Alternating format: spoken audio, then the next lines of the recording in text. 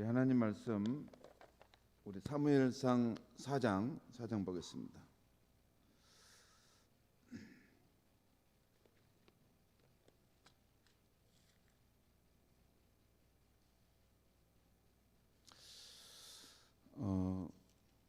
사무엘상 4장 또 5장 6장까지 오늘은 좀 아침에 분량을 좀 많이 읽겠습니다. 그리고 오늘 아침에는 교독하지 않겠습니다. 제가 읽어가면서 조금씩 설명하고 넘어가겠습니다.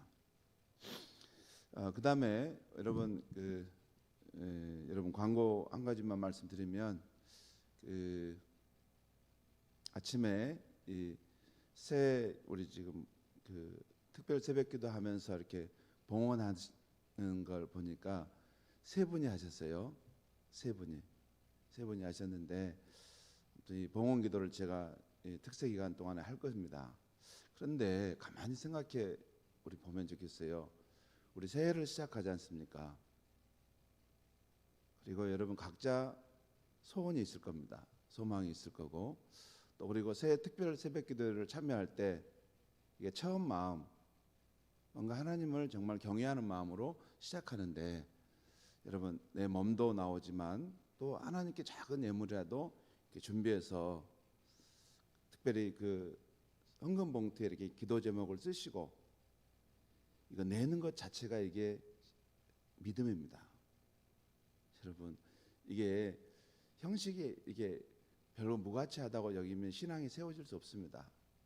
새해를 맞고 또 새해 소망을 우리가 안고 하나님께 나오는데 작은 예물이라도 이렇게 봉투에 기록해 가지고 하나님 앞에 드리면서 기도를 할 때 하나님께서 그 마음을 보시고 또 역사하시지 않겠습니까? 그게 믿음입니다. 그래서 여러분 이게 지금 온라인으로 지금 예배 드리는데 어떻게 해야 되는가? 그건 각자 알아서 하십시오.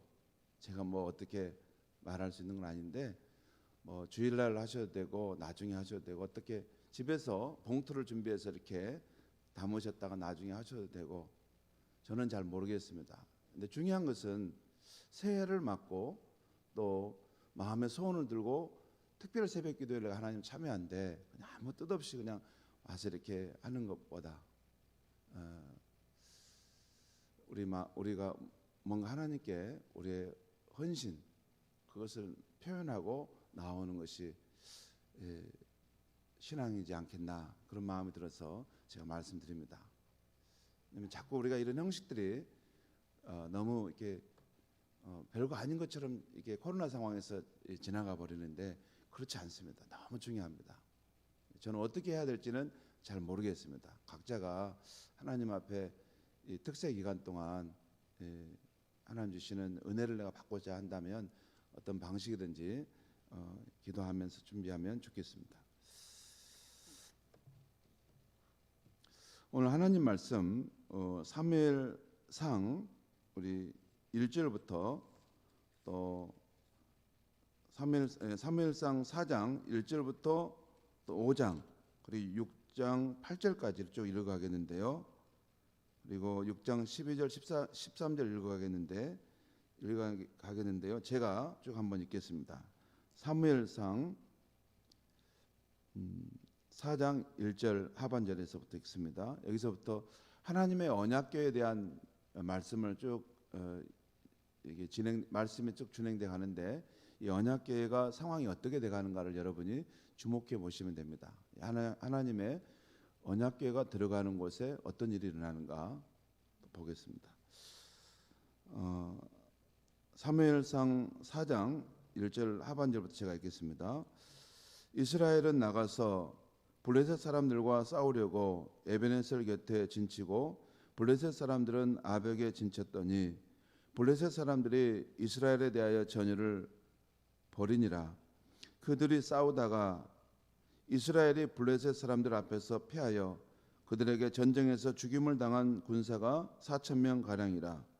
백성이 진영으로 돌아오매 이스라엘 장로들이 이르되 여호와께서 어찌하여 우리에게 오늘 블레셋 사람들 앞에 패하게 하셨는고 여호와의 언약궤를 실로에서 우리에게로 가져다가 우리 중에 있게 하여 그것으로 우리를 우리 원수들의 손에서 구원하게 하자 하니, 이에 백성이 실로에 사람을 보내어 그룹 사이에 계신 만군의 여호와의 언약궤를 거기서 가져왔고, 엘리의 두 아들 홈니와 비느하스는 하나님의 언약궤와 함께 거기에 있었더라. 여호와의 언약궤가 진영에 들어올 때에 온 이스라엘이 큰 소리로 외치매 땅이 울린지라. 블레셋 사람이 그 외치는 소리를 듣고 이르되, 히브리 진영에서 큰 소리로 외침은 어찌 됨이냐 하다가 여호와의 궤가 진영에 들어온 줄을 깨달은지라. 블레셋 사람이 두려워하여 이르되, 신이 진영에 이르렀도다 하고, 또 이르되, 우리에게 화로다. 전날에는 이런 일이 없었도다. 우리에게 화로다. 누가 우리를 이 능한 신들의 손에서 건지리요. 그들은 광야에서 여러 가지 재앙으로 애굽인을 치신 신들이니라. 너희 블레셋 사람들아, 강하게 되며 대장부가 되라. 너희가 히브리 사람의 종이 되기를 그들이 너희의 종이 되었던 것 같이 되지 말고 대장부 같이 되어 싸우라 하고, 블레셋 사람들이 쳤더니 이스라엘이 피하여 각기 장막으로 도망하였고, 사륙이 심히 커서 이스라엘 보병에 엎드러진 자가 3만 명이었으며 하나님의 궤는 빼앗겼고 엘리의 두 아들 홈니와 비느하스는 죽임을 당하였더라. 여러분, 여기까지 이 말씀을 잠깐 제가 정리해서 가면, 블레셋이 이스라엘을 침공해 오게 되자 그 전투를 하게 되었는데, 처음에 그 전투에서 이스라엘이 패하게 되는 것입니다. 그래서 왜 우리는 전쟁의 신인 하나님을 모시는 민족인데 왜 졌을까? 그렇게 생각한 결과, 여호와의 언약궤를 가지고 나가서 하면 이길 것이다 하고, 그걸 하나님 성전에서 그 언약궤를 이렇게 떼서 가지고 나간 것입니다. 그런 일이 거의 없죠. 근데 그렇게 행한 거죠. 근데 자, 그럴 때 블레셋 사람들이 그 하나님의 언약궤가 나온 걸 보고 놀랍니다. 저들의 신이 저들과 함께 하는데 우리가 죽겠구나. 저들의 신이 애굽 땅에서 어떤 놀라운 일을 행하셨는지 우리가 알고 있다. 그런데 오히려 이것이 블레셋 사람들로 하여금, 이러다 우리 전멸하겠다. 마음을 강하게 먹자. 대장모처럼 마음을 단단히 조여매자 하고 오히려 싸우게 돼서 반대로 이스라엘이 패하게 되고, 또 그로 인해서 언약궤까지 빼앗기게 되었다는 것입니다.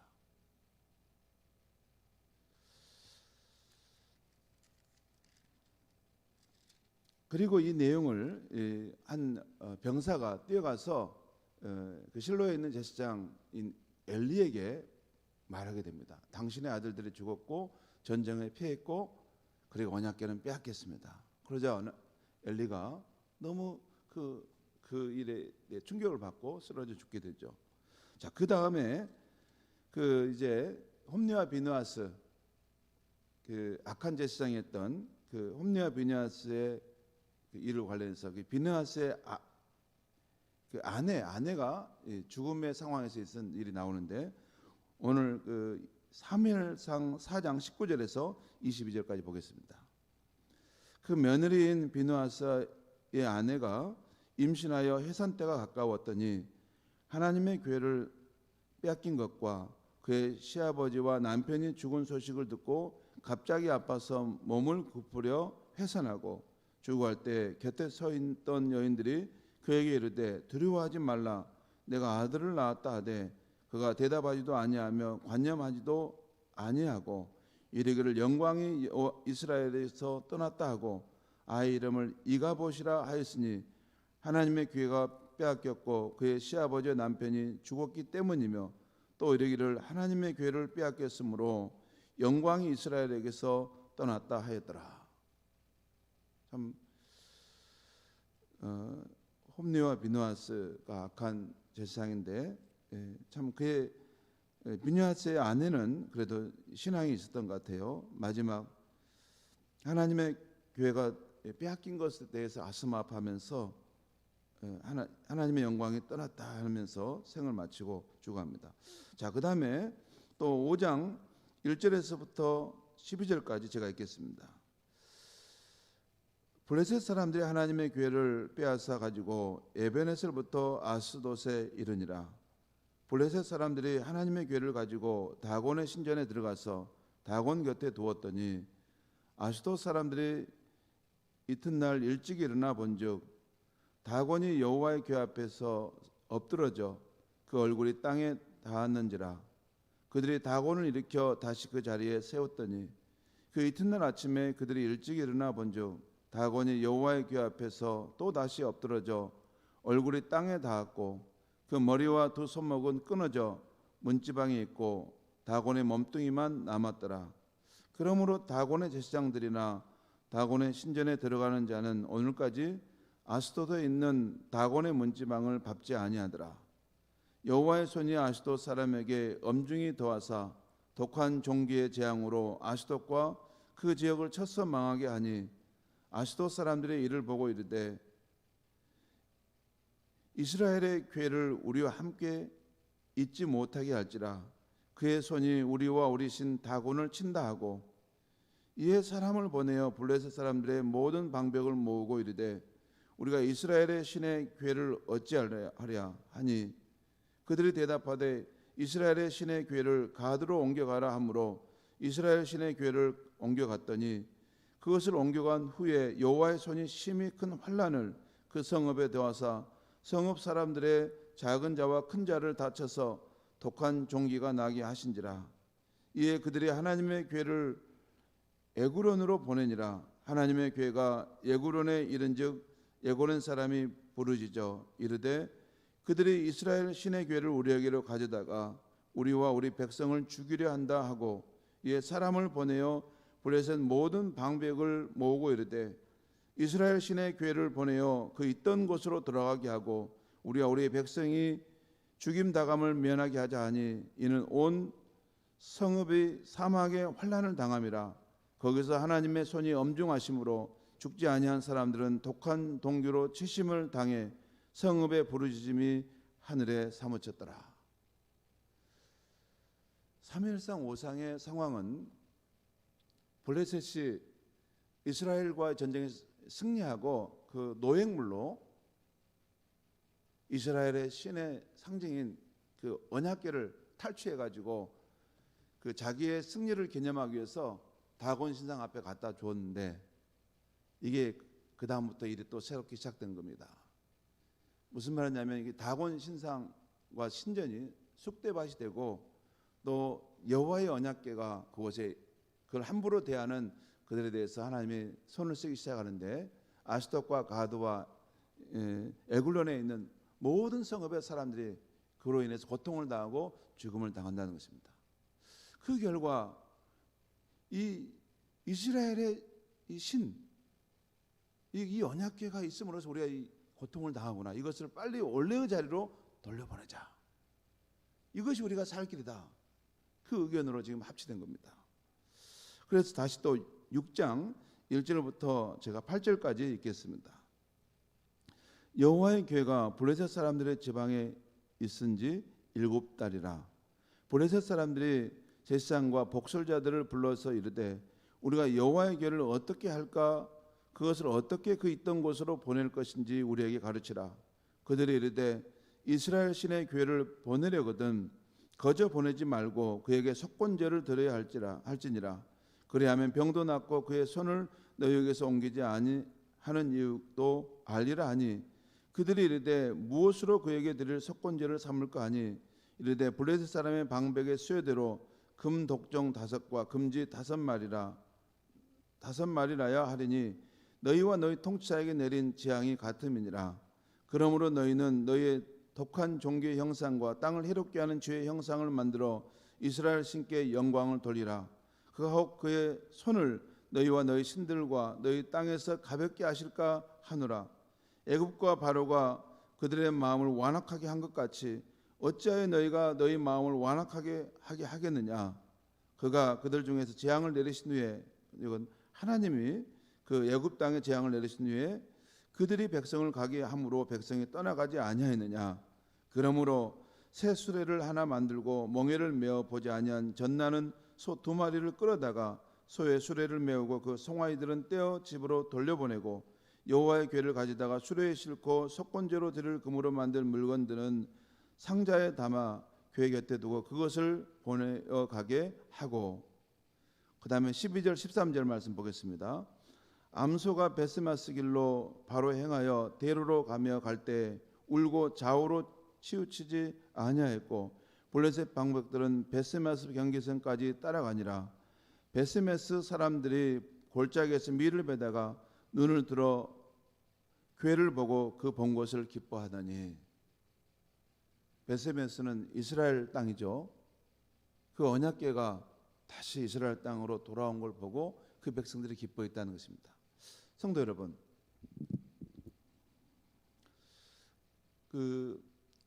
왜 블레셋 땅에 이런 일이 있을까 할 때 그 땅의 제사장들이, 점치는 사람들이 어리석은 사람들이었지만 이 분위기를 파악한 거예요.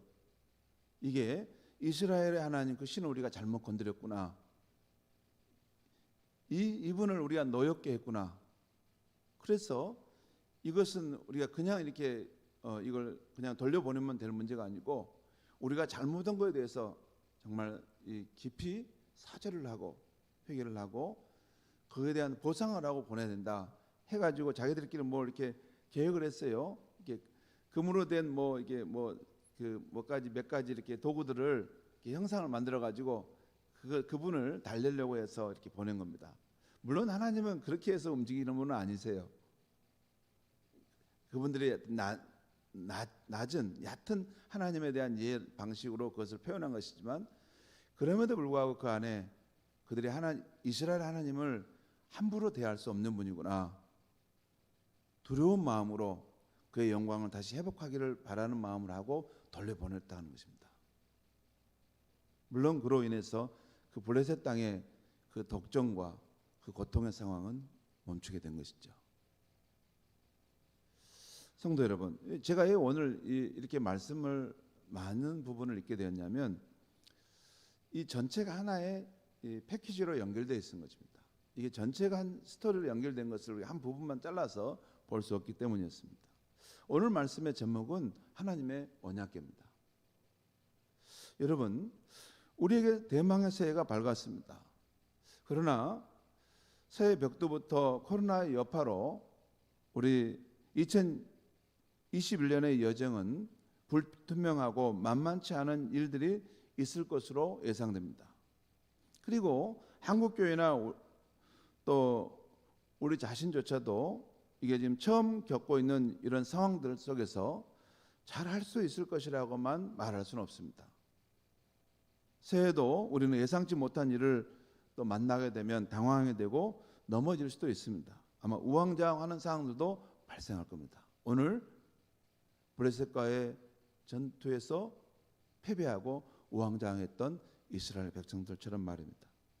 그러면 새해를 우리는 암울하게 살아가야 하는가, 비관적으로 살아가야 하는가입니다.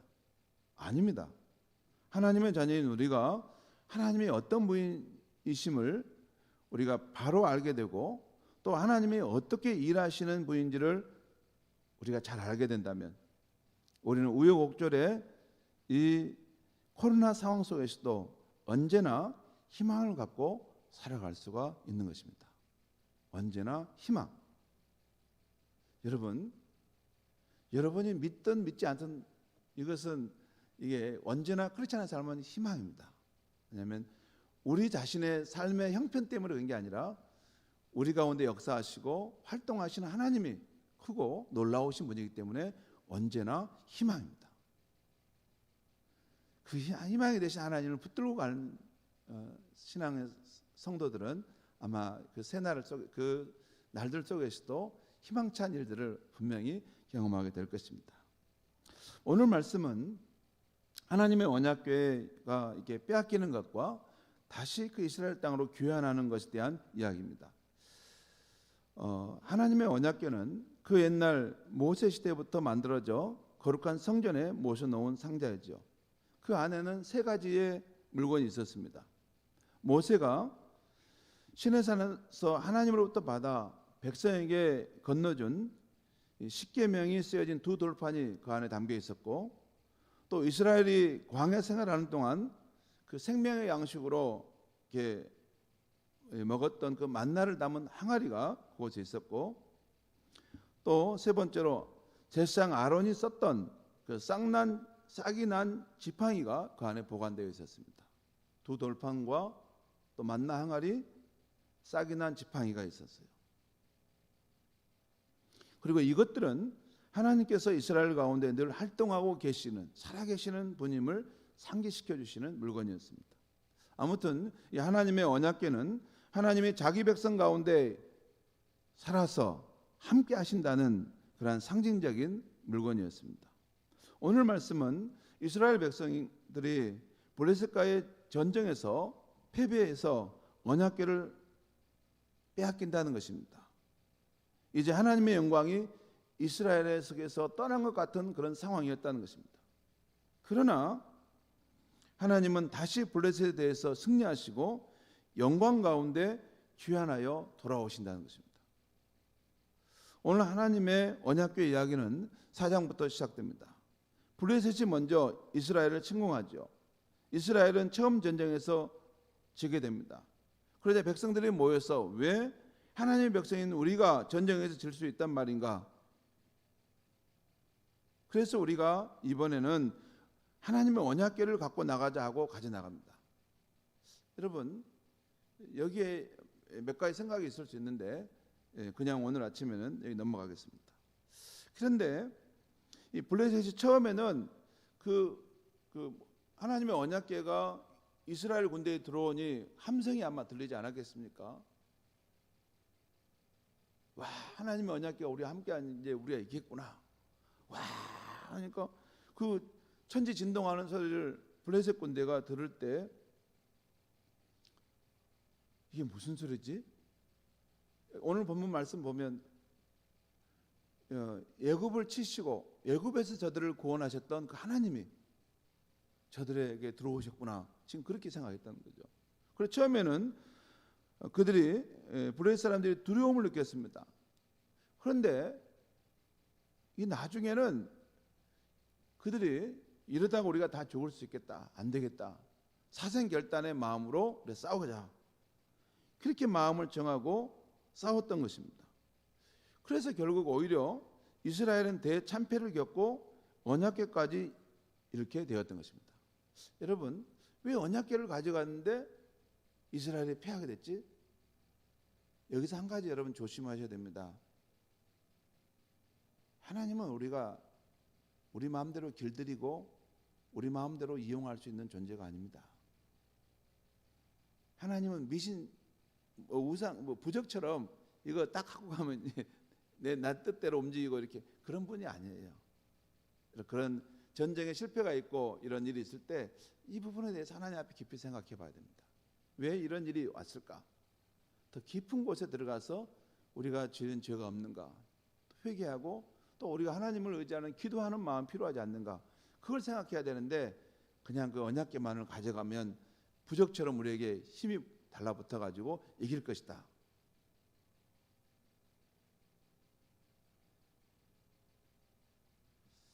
그래서 아무튼 이스라엘 백성은 대참패를 걷게 되고 언약궤까지 있게 되었던 것입니다.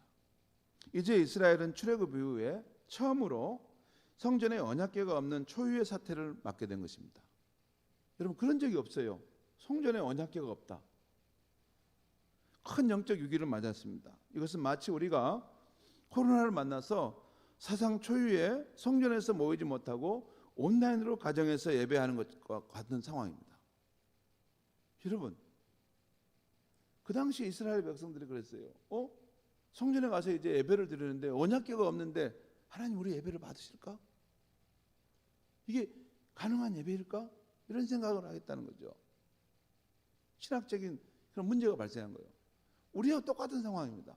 이럴 때는 누가 이것을 해결하냐면, 여러분, 말씀을 듣는 전문 목사님들이 이 말씀에 대한 이 깊이를 통해서 이 상황에서 과연 우리의 예배는 어떤 예배가 돼야 되는가 하는 것을 선포하는 것이고 그걸 따라가면 되는 것입니다. 아무튼 그런 상황이었어요. 그래서 이제 그들에게는 하나님의 영광이 떠났다고 여겨졌습니다. 그런데 이야기는 여기서 끝나지 않는다는 것입니다. 여기서부터 또 다른 이야기가 시작됐는데 하나님의 언약궤 이야기는 5장에서도 이어집니다. 블레셋 사람들이 그 빼앗은 언약궤를 자신들의 승리를 기념하고 자신들의 신에게 자랑하기 위해서 다곤 신을 모시는 그 신전에 갖다 두었습니다. 여러분, 이 다곤 신은 해양 민족이었던 블레셋 사람들이 섬긴 신이었는데 그 상체는 사람 모양인데 하체는 물고기 모양으로 되어 있는 그런 신상이었습니다. 그런데 예상치 못한 일이 일어났습니다. 그 다음날 아침에 그 제사장이 신전에 들어가 봤는데 다곤 신이 하나님의 언약궤 앞에 절하듯이 얼굴을 땅에 대고 엎드려 있는 것입니다. 얼굴을 땅에, 코를 땅에 박고 엎드려 있는 거예요. 아니 어떻게 이런 일이, 누가 이렇게 해놨을까?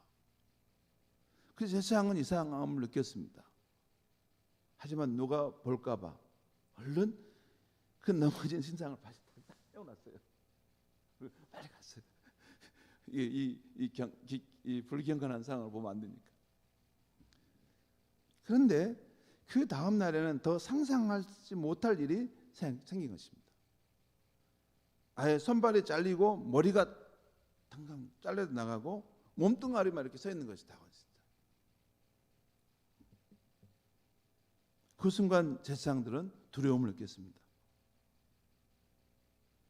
하나님의 언약궤가, 이스라엘의 그 신이 자신들의 신을 쳤다는 것을 깨달았습니다. 그리고 그 이후에 하나님의 손이 아스돗, 가드, 에글론의 성읍들에 사는 사람들에게 차례로 재앙을 내립니다. 그들은 죽거나 악성 종교에 걸려 고통을 호소합니다. 한마디로 여호와의 언약궤가 그 블레셋 땅의 상황을 쑥대밭으로 초토화시켜버리는 상황이 발생합니다. 그런 경지까지 가자 결국 블레셋의 지도자들은 회의를 하게 되었는데 이거 안 되겠다. 이게 이스라엘의 신을 우리가 함부로 경홀히 여겨서 이런 일이 있으니 빨리 이 언약궤가 원래 있었던 자리로 돌려보내자 하면서 그 소와 수레를 준비하고 소가 이끄는 그 수레에 실어서 그 언약궤를 보내게 된 것입니다. 그리고 하나님의 언약궤는 오늘 6장에 보았던 것처럼 다시 승리하는 모습으로 귀환해서 이스라엘 백성들의 품에 돌아왔던 것입니다. 오늘 하나님의 이 언약궤의 말씀은 자기 백성 이스라엘이 실패했음에도 하나님은 스스로 주권적으로 활동하셔서 승리 가운데 돌아오시는 모습을 보여주고 있습니다. 여러분, 우리가 하나님을 섬기는 것이라고 생각하고 우리가 하나님을 보호한다라고 생각하는데 그게 아니라는 것입니다. 하나님은 우리의 팔과 우리의 도움이 없어도 스스로 자신의 영광을 지키시고 자신의 위엄을 손상받을 때는 그의 능력을 나타내서 스스로 자신을 지키시고 귀환하시는 분이라는 것입니다. 그러면 성도 여러분, 오늘 말씀은 우리에게 어떤 영적 교훈을 주고 있습니까? 이 아침 세 가지 정도를 말씀해 드리고자 합니다. 첫째는 나의 수준으로 하나님의 일하는 수준을 생각하는 오류를 보면서는 안 된다는 것입니다. 하나님의 일하는 그 능력과 그 가능성을 우리 수준으로 생각하는 오류를 보면 안 된다는 거예요. 오늘 말씀 보면 이스라엘은 블레셋과의 전쟁에서 지고 그 언약궤까지 이뤘을 때 이제 모든 것이 끝났다고 여겼습니다. 그러나 하나님은 그들의 도움이 없이도 스스로 자신의 영광을 지키시는 분임을 보이셨어요. 오히려 그들이 죄악 가운데 있을 때는 아무 도움이 안 됐습니다. 그들은 오히려 하나님의 영광을 가렸던 것이에요. 하나님은 죄인인 우리 인간과 관계없이 스스로 자신의 영광을 지키시고 그 영광의 상처가 날 때는 스스로 그 위험을 나타내셔서 그것을 보호하시면서 활동하시는 분이시라는 것입니다. 자, 하나님을 우리 수준으로 생각해서는 안 된다는 것입니다. 두 번째는 우리 생각에 모든 일이 끝나는 것으로 절망되는 순간에도 희망을 포기해서는 안 된다는 것입니다. 오늘 하나님의 언약궤 이야기는 바로 우리 인간은 피하고 빼앗겼어도 하나님은 여전히 살아계셔서 활동하시고 결국 승리의 모습으로 돌아오시는 분이라는 것입니다. 여러분, 무엇보다도 예수 그리스도께서 십자가에서 죽으시고 장사되셔서 이제는 3일이나 되어서 모든 소망이 끊어졌다라고 여길 때, 그 다음날 아침, 안식일 다음날 아침에 하나님은 생명의 부활을 일으키셨던 것입니다. 이것이 기독교의 파워, 힘인 것입니다. 제가 최근에 제 삶에 대한 반성을 깊이 하는 면이 있습니다. 그 중에 하나가 제가 지금까지 살아오면서 실수한 건데, 어떤 일의 결과를 저의 생각으로, 저의 기준으로 쉽게 단정하며 살았다는 것입니다. 그래서 지난날 세상 일이 내 뜻대로 되지 않으면 쉽게 낙심했습니다. 그런데 깊이 생각해 보니 세상이 내 뜻대로 되지 않는다고 해서 낙심할 것이 아니라는 것입니다. 왜냐하면 우리 인생에는 하나님이 행하시는 활동이 얼마든지 있기 때문입니다. 하나님의 주권적으로 행하시는 활동이 있다는 것입니다. 고린도후서 1장에서 사도 바울이 이런 말을 합니다. 고린도후서 1장의 8절 9절 말씀 제가 읽어드리겠습니다. 잘 들어보시기 바랍니다. 형제들아, 우리가 아시아에서 당한 환난을 너희가 모르기를 원하지 아니하노니 힘에 깊도록 심한 고난을 당하여 살 소망까지 끊어지고 우리는 우리 자신이 사형 선고를 받은 줄 알았으니 이는 우리로 자기를 의지하지 말고 오직 죽은 자를 다시 살리시는 하나님만 의지하게 하심이라. 이 말씀은 무슨 말씀이냐면, 실제 사도 바울이 소아시아, 지금의 터키 지역에서 선교 활동을 하는 과정 속에 그 심한 환난을 당했는데, 이 고난은 이제 내가 죽을 수밖에 없겠구나라고 하는 그런 고난을 당했다는 것입니다. 그래서 자기도 자기 자신의 사형 선고를 내리는 그런 상황이었다는 것입니다.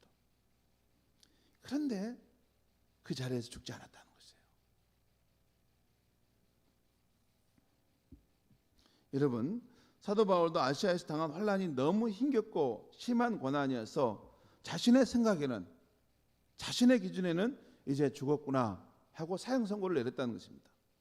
그런데 하나님께서 다 죽은 줄 알았던 자신들을 다시 살게 하셨다는 것입니다. 그리고 이로 인해서 그들은 하나님만을 신뢰하는 삶을 살게 하셨다는 것입니다. 성도 여러분, 우리를 실망시키는 자녀들을 볼 때, 또 코로나로 더 이상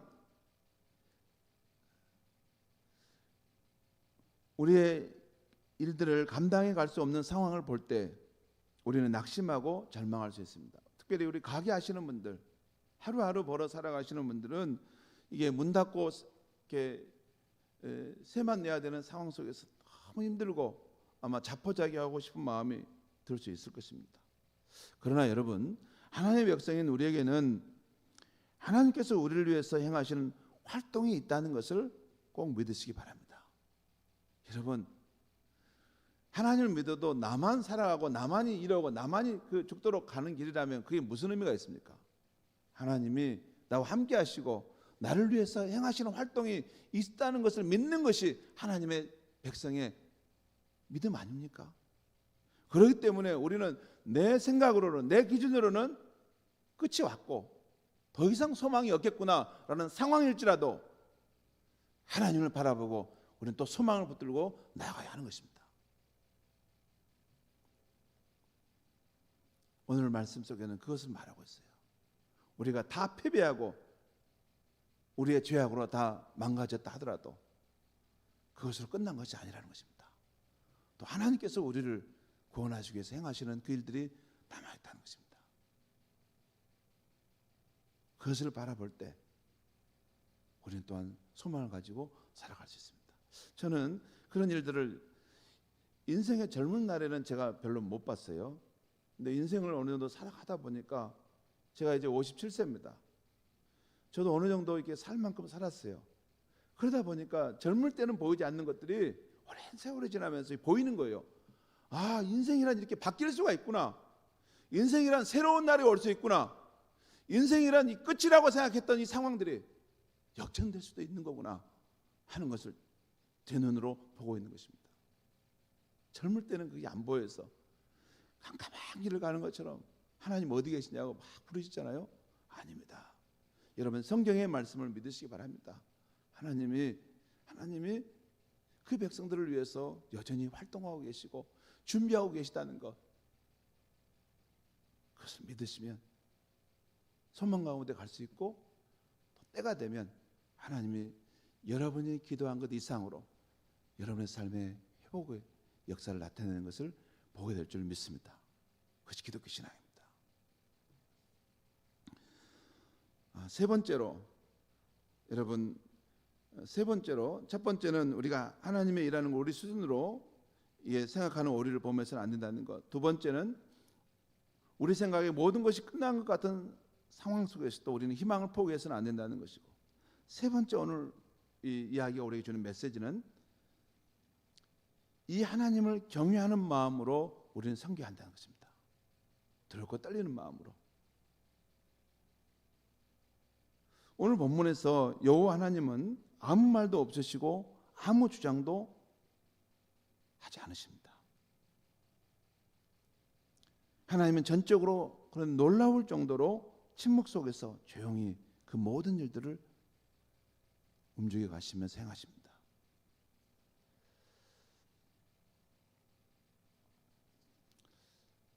하나님은 스스로 자신의 활동을 하시면서 사람들의 예상과 기대를 뛰어넘는 주권적인 활동으로 그들을 압도하시는 거예요. 이스라엘 백성들에게는 다 끝난 줄 알았는데, 블레셋 백성들은 우리가 승리했다라고 여겼는데 아니라는 거예요. 그것이 이야기의 끝이 아니라는 것이에요. 그 이야기의 주인공은 하나님이시라는 것입니다. 여러분, 우리가 하나님을 믿는 신앙을 가질 때 이 경외하는 믿음이 굉장히 중요합니다. 현대 크리스천들은 하나님을 경외하는 마음이 많이 약화되어 있어요.